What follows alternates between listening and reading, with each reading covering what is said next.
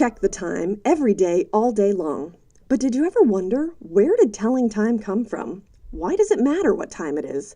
Who determined the clock, and why in the world are there so many different time zones?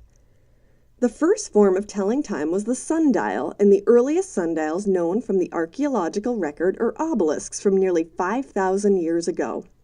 Sundials indicate the time by casting a shadow onto a surface. The object that casts the shadow is a stick in the center known as a gnomon. A well-constructed sundial can measure time with remarkable accuracy, and sundials were used to monitor the performance of clocks until the modern era. But sundials have their limitations too. Obviously, they require the sun to shine, so they don't work at all during the night when it's dark.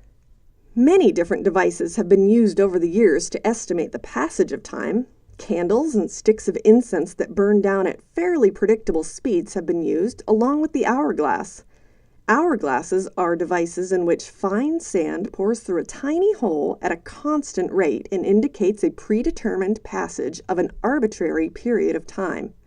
The origin of the hourglass is uncertain, although beginning in the 14th century, the hourglass was used commonly, especially on board ships.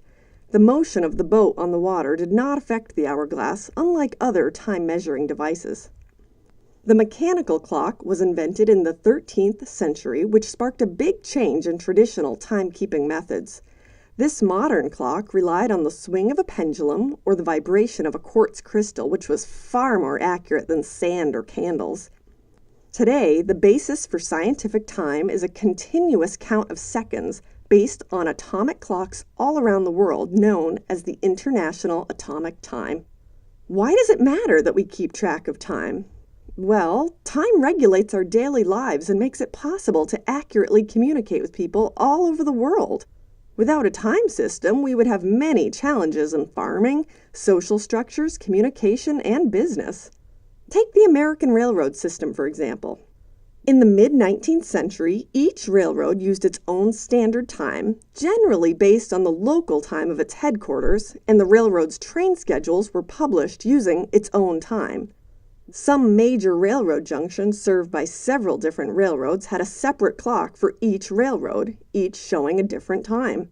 The difference between New York and Boston is about 2 degrees or 8 minutes, which can be the difference between making or missing your train connection. If the difference between New York and Boston is 8 minutes, imagine the difference between Boston and Australia. The use of time zones irons out these differences and makes communication significantly smoother. A time zone is a region on Earth that has a uniform standard time. There are 40 time zones on land. Because the earliest and latest time zones are 26 hours apart, any given calendar date exists at some point on the globe for 50 hours. So the next time someone asks you, "What time is it?" your answer may be a whole lot more complicated than it used to be.